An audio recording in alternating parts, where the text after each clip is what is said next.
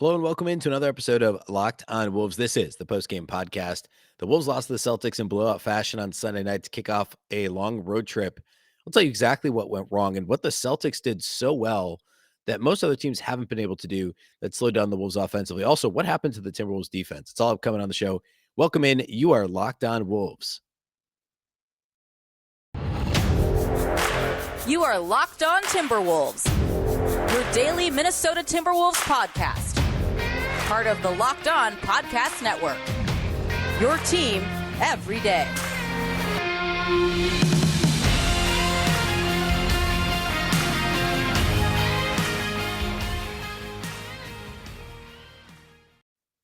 Hello and welcome to the Locked On Wolves podcast, part of the Locked On Podcast Network, your team every day. My name is Ben Beecken. I'm the host of Locked On Wolves. I'm also the editor of Dunking with Wolves, the Timberwolves site on the Fansided Network. Today's episode is brought to you by BetOnline. BetOnline has you covered this season with more props, odds, and lines than ever before. BetOnline, where the game starts. Happy Monday, everybody. This is the post-game podcast from Wolves Celtics late on Sunday.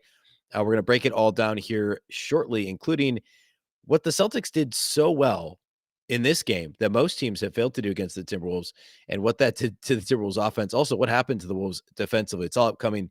First of all, thank you for making Locked On Wolves your first listen every day. Locked On Wolves is free and available everywhere, including YouTube. Reminder, you can follow the show also on any of your favorite audio platforms, Apple, Google, Spotify, Odyssey. You can also follow the show on Twitter at Locked On T-Wolves and at Beecken, and that's with two B's, two E's, C-K-E-N. All right. Setting this thing up, the Timberwolves came into Boston they played Friday night. Of course, they beat the Mavericks. Since the last time we had a podcast, the Wolves have beaten the Mavericks and lost the Celtics, both blowouts, which is a little bit unusual given Wolves games recently, how a lot of them have gone. But the Timberwolves beat the Mavs fairly easy on Friday, headed on the road with a bit of confidence, although no Malik Beasley after he sprained his ankle during the game on Friday night. So he wasn't going to play Sunday. And of course, still no Jaden McDaniels, who's now missed nearly 2 weeks with the sprained ankle, should be reevaluated this week based on the last update we got from the team. So no Beasley, no McDaniels. The Celtics, relatively healthy, of course, have been playing. They're the only team in the league actually with a better record than the Timberwolves over the past couple of months, and have been revitalized since the last time the Wolves played Boston. Remember, the Wolves played Boston in Minneapolis at the end of December, right after Christmas. And this was when the Wolves were extremely shorthanded. This was, I believe, Greg Monero's first game with the team. Jalen Noel had an awesome game. Nate Knight played very well in that game. This Celtics team at the time was reeling and was considering a sell-off at the trade deadline. Remember, Marcus Smart was a hot rumor to the Timberwolves. Well, Boston's gone now I think they're 13-2 over their last 15 games, just playing extremely well. And this game was a kind of a perfect example of just how good they've been. And for the most part, it was their defense that impressed me so much. So I want to focus on that first and what they did to slow down Karl-Anthony Towns. Karl-Anthony Towns in this game, you look at the numbers, they're not fantastic. What did he have? I'm going to pull up the exact line here. Towns had 19 points on 15 shots. He only had 4 rebounds. He had 5 assists, but he also turned it over 3 times.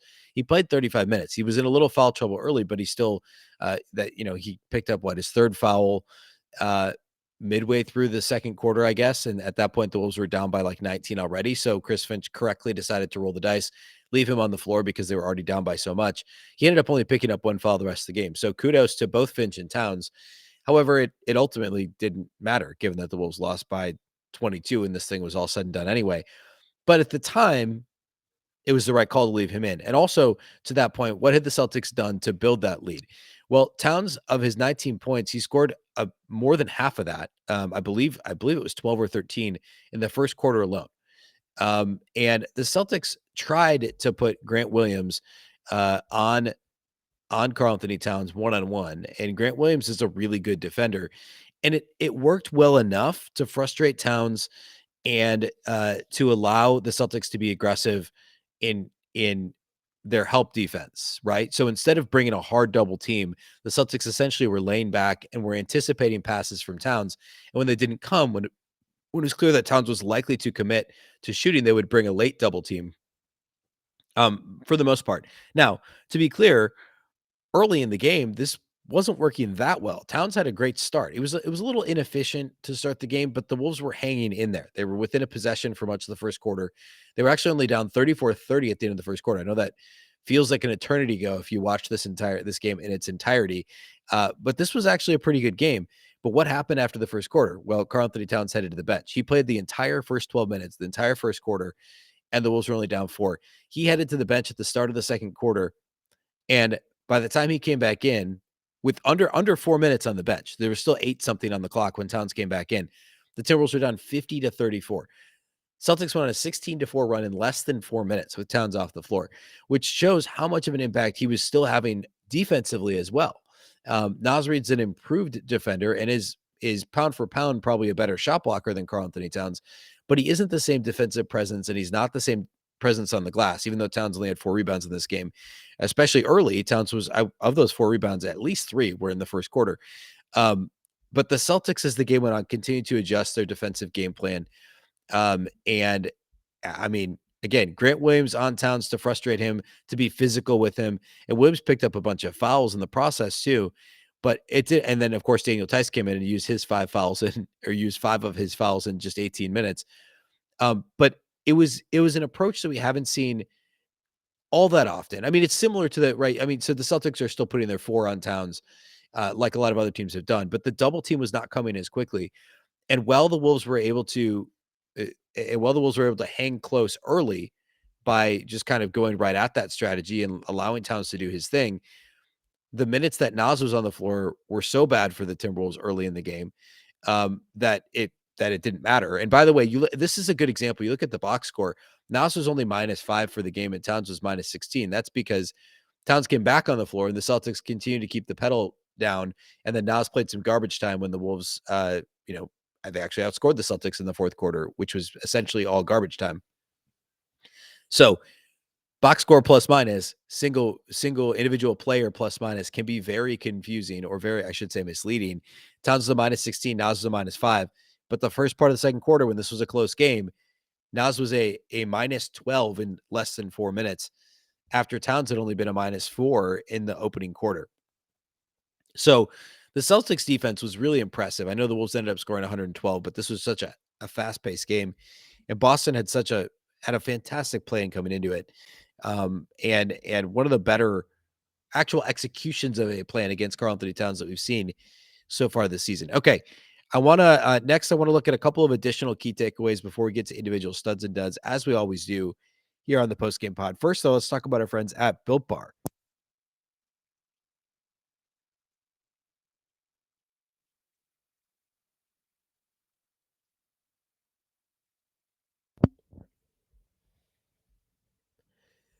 This is the time of year that I've pretty much given up on all my New Year's resolutions, but not this year. I'm sticking to my resolutions to eat right, thanks to Built Bar. It almost feels like it's not really a resolution though, because I actually enjoy eating them, and that's true. I eat at least one every single day. Have you tried Built Puffs? If you're not, you're missing out on one of Built Bar's best tasting bars. I just ordered some of the new brownie batter Built Puffs on Thursday or Friday, so it should be here any day now. Puffs are the first ever protein infused marshmallow. They're fluffy, they're marshmallowy. They're not just a protein bar; they're a treat, and they're covered in 100% real chocolate. Puffs are a fan favorite with some incredible flavors, including yummy cinnamony churro, coconut marshmallow, banana cream pie. They're delicious and they're going to be your new favorite. All Built Bars are covered in 100% real chocolate, including Puffs. They're low calorie, high protein. Replace your candy bars with these. They taste better and they're much better for you. A typical candy bar can be anywhere from 2 to 300 calories. Most Built Bars contain, you can see this on the website at built.com, just 130 calories, only 4 grams of sugar, only 4 net carbs, and 17 grams of protein. Compare that to a candy bar, which often has 240 calories, 30 grams of sugar, and dozens of net carbs. At Built Bar, they're all about the taste. They make them taste delicious first, and then they figure out how to make them healthy. And I don't know how they do it, but they pull it off every single time. Go to built.com, use the promo code LOCKED15. You'll get 15% off your order. Again, that's promo code LOCKED15 for 15% off your order at built.com.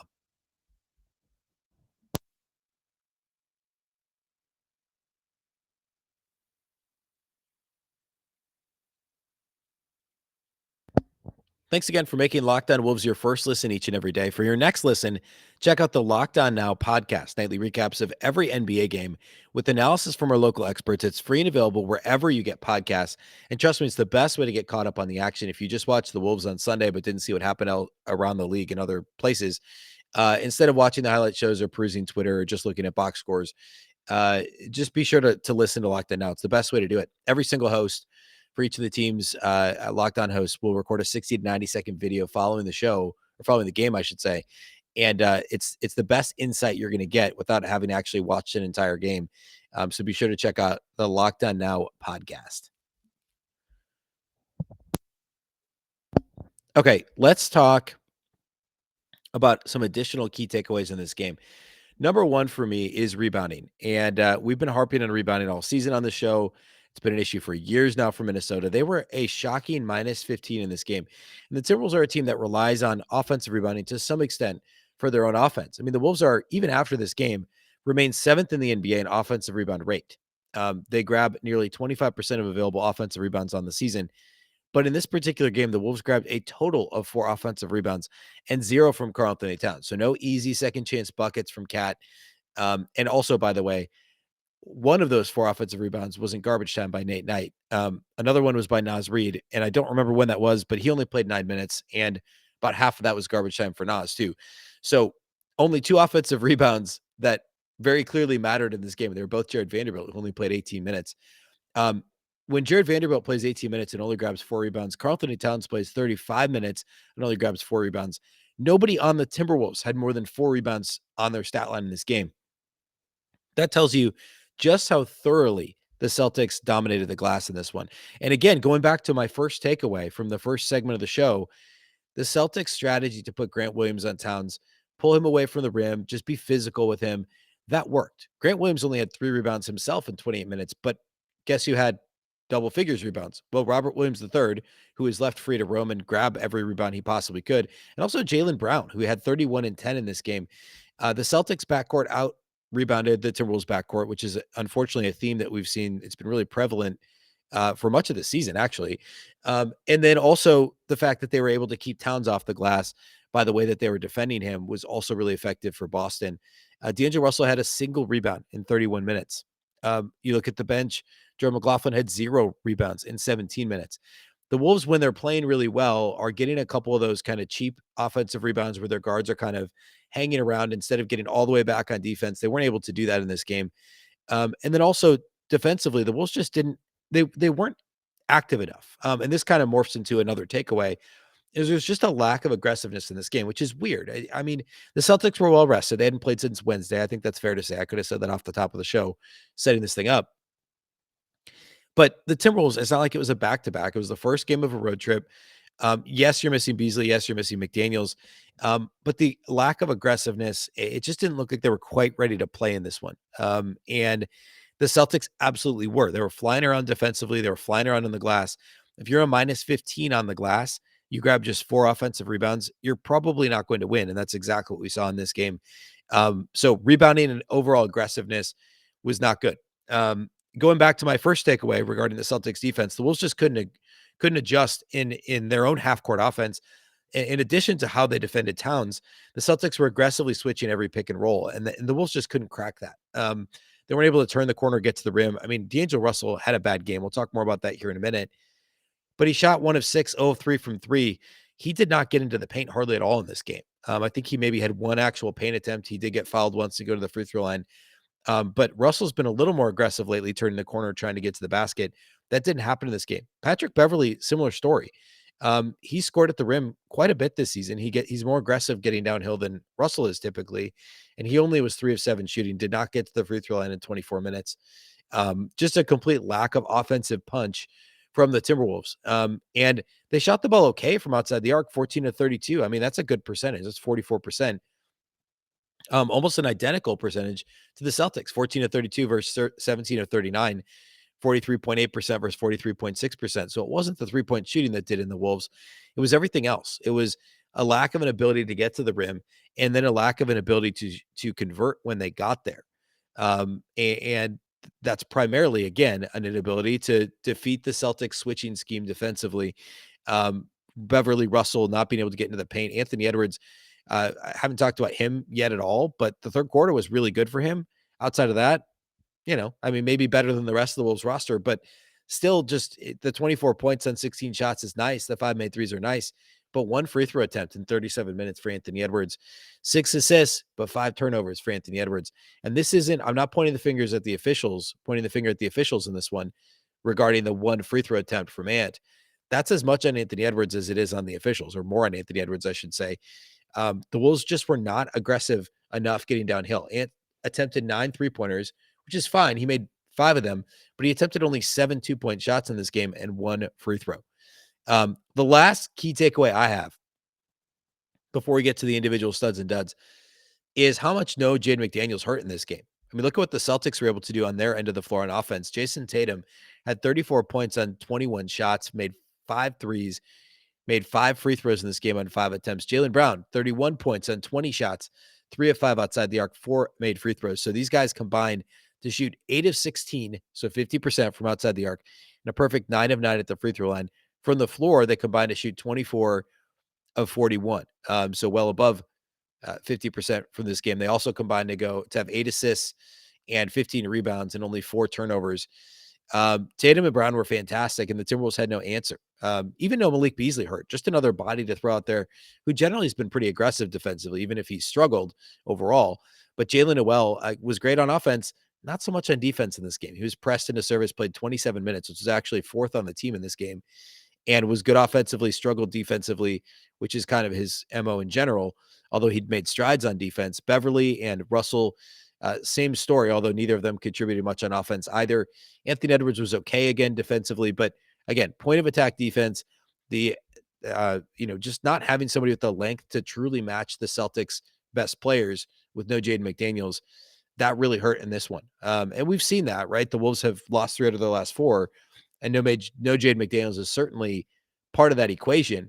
But this one in particular, because of the talents of Tatum and Brown on the Celtics, it was that much more glaring. Okay, we're going to close the show by looking at individual studs and duds, as we always do here on the postgame podcast. First, though, let's talk about our friends over at NBA Top Shot. NBA Top Shot is the officially licensed NFT of the NBA. Connect with the community of hundreds of thousands of NBA fans as a natural progression of fantasy sports, a way to upgrade your experience as an NBA fan. It's the future of what being an NBA fan looks like. It's part trading cards, it's part stock market, it's part fantasy sports. They've got a loyalty program. Investors of NBA Top Shot include Michael Jordan and Kevin Durant, not to mention Will Smith. Will Smith may or may not be in the news from the weekend. There are also a lot of NBA players in the community like Tyrese Halliburton, Cole Anthony, and Harrison Barnes. I hear people ask all the time, why would I buy a highlight when I can watch it on YouTube for free? Well, it's not just about watching a highlight.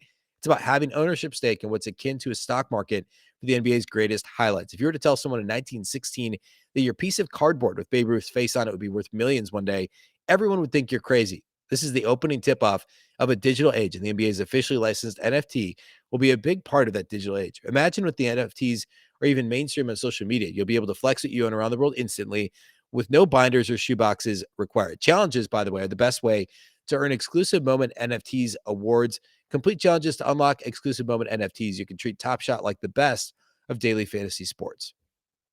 NBA Top Shot is the future of being an NBA fan. Own officially licensed rare NFTs of the greatest moments from NBA history. Sign up today at lockedon.nbatopshot.com.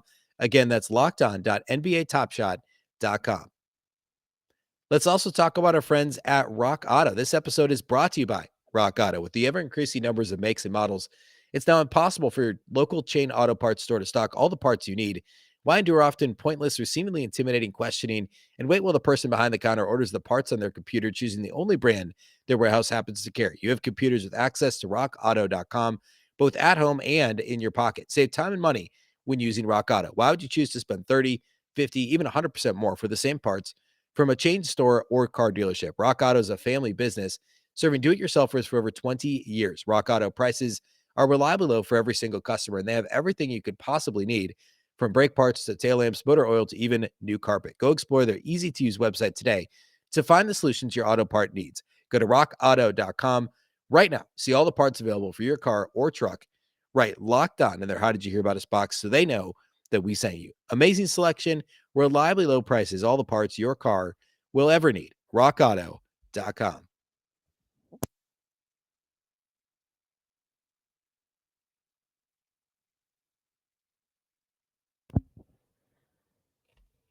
All right, let's close this thing out by talking about individual studs and duds, as we always do. For the Timberwolves, the best player on the floor for Minnesota was Anthony Edwards. I know that he had the 5 turnovers. I know that he wasn't. I already called him out for not getting aggressive enough in the paint or going downhill, getting into the paint. But he overall played a good game, and he really kind of kept the Timberwolves within shouting distance in the third quarter when the Celtics could have easily. I mean, the second quarter was all Boston offense. The Timberwolves played terrible defense, but the offense was the story. There was just a complete lack of offense for Minnesota in the second quarter. The third quarter, the offense was entirely up to Anthony Edwards, and he delivered. The Wolves scored 31 points after scoring just 19 in the second. But the defense couldn't step up and improve at all. And so the Wolves still ended up down. What was it? It was double figures. It was 20 something going to the fourth quarter. I guess they were down 26 going to the fourth quarter. They were down 22 at halftime, 26 going to the fourth. But the third quarter was all Anthony Edwards for the Timberwolves offense, even though the defense was awful. 24 points total for the game, 9 of 16 shooting, and about half of that was in the third quarter, 5 of 9 outside the arc. Again, just the one free throw attempt and make. 5 rebounds, 6 assists, 1 steal, but he did have the 5 turnovers. So an overall solid performance from Ant after, he's been struggling a little bit lately. It's good to see him have a performance like this. He just still doesn't look like himself when he turns the corner. He can still turn the corner. It's a little bit of hesitancy and a lack of explosion getting into the paint. He did have a couple of charges in this game, one passing crash type play where, I feel like we could have seen an Ant Euro step and an explosion at the rim, but he didn't do that. Now, he is looking to pass the ball a lot more lately. He had a couple of really nice passes in Friday's win over the Mavs. And so that's a positive development. I just think he needs to mix in, he's got to finish at the rim. He's got to finish through contact. We're seeing this weird kind of mix of like Ant developing and being a better distributor, but also how much of that is just he's worried that he can't finish through guys at this stage in his second season, whether it's the knees or just overall, trying to avoid contact or thinking I'm not going to get the foul call anyway, because that's what we've seen so often. Why bother? Why not just, dish the ball off? So for whatever reason, there's been some of those issues, but for the most part, this is a good game for Anthony Edwards, and you can credit him for keeping the Wolves in the game for as long as, or, in the game in quotes, at least within shouting distance headed to the fourth quarter, so they can at least put forth one last gasp. I'm going to give Karl-Anthony Towns a stud. This was, the first quarter was fantastic. He didn't do much after that, but 19 points, 5 assists, 4 rebounds. He shot 8 of 15, which is fine. 1 of 3 outside the arc, 2 of 4 at the free throw line. So a lack of free throw attempts for Cat too. Again, a lot of that was early. And I would echo, Jim Peterson says this all the time on Bally Sports North. The way that Karl-Anthony Towns is officiated is not the same that everyone else is officiated. You watch, he literally like ran over Grant Williams, and there was a second defender that was hanging off him, and he kind of hit Grant Williams in the face, and maybe could have been called for offensive foul, sure. But that play was an example of how much contact has to occur when Towns goes to the basket. He was fouled, or he fouled, however you want to see it, 2 different players, and nothing was called at all. And then defensively, somebody like Naz Reid jumps straight up. The off arm of the offensive player grazes incidentally the defensive player, in this case, Naz Reid, and it's a foul that's called. It just, the inconsistency is mind-boggling. Grand scheme of things, this was a pretty good game from Cat. You want to see him do more on the glass, but obviously he was the glue that held this thing together early, as he so often is. I'd like to give Jalen Noel a stud, but it's hard because he struggled enough defensively that I don't think I can. So I'm kind of at a loss in this one, what to do with that last stud award. I'm going to give it to Jordan Mclaughlin. He struggled a little defensively too, but by and large, he was really kind of the Wolves' best and most consistent backcourt defender this side of Patrick Beverly in this game. Only 6 points for Jordan Mclaughlin, 2 assists, a steal, and a block. I did call him out for no rebounds, but he shot the ball well, 3 of 4. His first half stint was really good. He ignited a couple of fast breaks with his defense. He had one really nice steal where he got kind of sucked into the paint with help defense, but knew exactly where his rotation was. He jumped back out and got the steal in the open floor in a bucket. But a solid game from Jordan Mclaughlin. I just think he played well in 17 minutes off the bench. It continues to do so. Be a really big part of what the Wolves have been doing overall the second half of the season. Obviously not so much the last week. Okay. And then duds, I got to give one to D'Angelo Russell. He was basically invisible in this game. He finished with 4 points and 6 assists in 31 minutes, shot just 1 of 6 from the field, 0 of 3 outside the arc, 2 of 2 at the line, only 2 free throw attempts in 31 minutes, 1 single rebound, 2 steals, a couple of turnovers in this game for D'Lo. He was a team worst, or tied for a team worst, minus 19 in the plus minus column for what that's worth. But in a game where the Wolves struggled offensively for a long stretch in the second quarter, a lot of that with D'Lo on the floor, they needed more out of D'Angelo Russell in this game. And he was obviously a big part of the Wolves' defensive issues in the backcourt, allowing a total of 65 points to Jason Tatum and Jaylen Brown. But disappointing game from D'Lo. I could pick probably 4 guys that would fit into under the dud category, but we'll cap it there. We'll cap it with D'Lo. I don't think we need to talk about this one too much more. All right. The Wolves now have lost 3 out of the last 4 since this tough stretch has started of the 7 games that started with that Bucks game a little over a week ago. No Giannis in that game, but that counts. The Wolves are 2 and 3 now in this difficult stretch. Is that right? 2 and 3, I believe, since the Bucks game started. Yeah, 2 and 3. They beat the Bucks and lost the Mavs and Suns, beat the Mavericks, lost the Celtics. So yeah, they're 2 and 3 since the tough stretch has started. They now have at Toronto and at Denver before they get to finish the road trip at Houston. If they can split Toronto and Denver and finish this 7-game stretch 3 and 4, I said this coming in, 3 and 4 or 4 and 3, both of those records would be okay with how difficult the stretch of games is. And at this point, losing in Toronto would be a tough pill to swallow, losing 4 out of 5 total, but then winning in Denver to cap it off and go 3 and 4. But frankly, these are maybe the 2 most winnable games of this stretch, right? Toronto's a beatable team. Obviously, the Wolves struggled with them the first time, but if they could win at Toronto, at Denver, the Wolves have demonstrated the ability to beat the Nuggets, and this game will obviously be super important. So if they could win both of those and go 4 and 3 through the stretch, a week from now, we're not sitting here nearly as disappointed about how the stretch has gone so far. So we'll see. We'll break a lot of that down here, how I think the Wolves will actually finish the season on the show on Tuesday as well. The Wolves don't play again until Wednesday at Toronto. So they have Monday and Tuesday off, but we'll, of course, have a Tuesday show. And then Wednesday, we'll preview the Toronto Raptors matchup. We haven't seen them since right before the All-Star break. So that's all upcoming this week. Thank you to those of you that do make Locked On Wolves your first listen each and every day. A reminder that you can subscribe to this show everywhere. That includes YouTube, as well as all of your favorite audio platforms, Apple, Google, Spotify, Odyssey, anywhere you listen to podcasts, you can find this program. You can also follow on Twitter at Locked On T-Wolves. Don't forget the T, and at Beecken with 2 B's, 2 E's, CKEN. Thanks again for listening to the Locked On Wolves podcast, part of the Locked On Podcast Network. Remember, the Locked On Network is your local experts on all the biggest stories. A reminder that while you're making Locked On Wolves your first listen, make your second listen Locked On NBA. It's our Locked On experts covering the biggest stories around the NBA every Friday through Monday through Friday in less than 30 minutes. It's free and available wherever you listen to podcasts. Once again, I'm Ben Beecken. This is the Locked On Wolves podcast, and we'll catch you next time.